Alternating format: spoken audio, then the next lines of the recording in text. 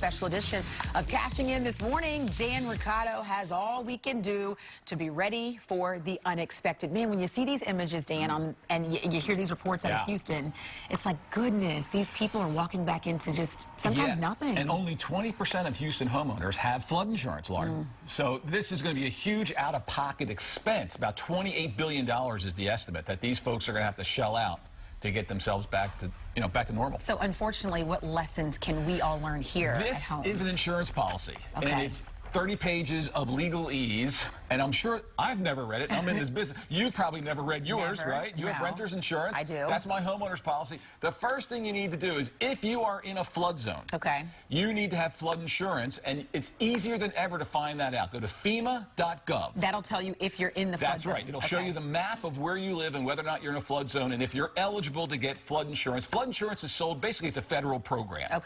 The good news is it's pretty cheap if you're in one of those flood zones. The bad news is you may not even know you're there until you check and get the insurance. And I think I was reading some of your notes. If you don't get covered, the only way you are covered is if your entire roof comes off and water gets in. Insurance is a weird thing. So your regular homeowner's policy, folks, your regular policy does not cover flooding. But if the roof blows off, if the window breaks or something like that, and rain gets in, you're probably covered. But flood insurance itself, the water rising up from the street, you need a special policy. Most folks don't have it. So I want you to check out FEMA.gov. If you're eligible, get it. If you're just regular homeowners out there, you're not in a floodplain, look at your policy. Make sure it's up to date. If you're a renter, you're not off the hook. You need renter's insurance.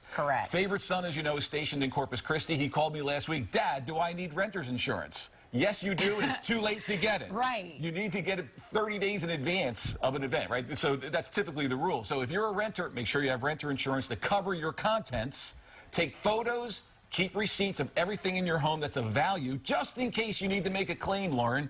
You've got evidence, you've got proof. Right? So the best time for people, unfortunately, is right now, when we're in the midst of looking at all this. The best time to buy insurance? Yesterday, right? So I want you to review your policies today. If you need flood insurance, get it. If your homeowner's policy is out of date, make sure it's up to date. And if you're a renter, get that rental insurance. I know it's always tragic when you hear people say, oh, we didn't, there was a lapse in time and we didn't renew and we didn't pay the, and you're like, no. And look, no one wants to think about insurance. I'd rather go to the orthodontist than think about insurance, right? It's just awfully boring. It is. But it's one of those things, you get it done, put it out of the way, you'll feel better. A necessary evil, I call it. Well, let's do it.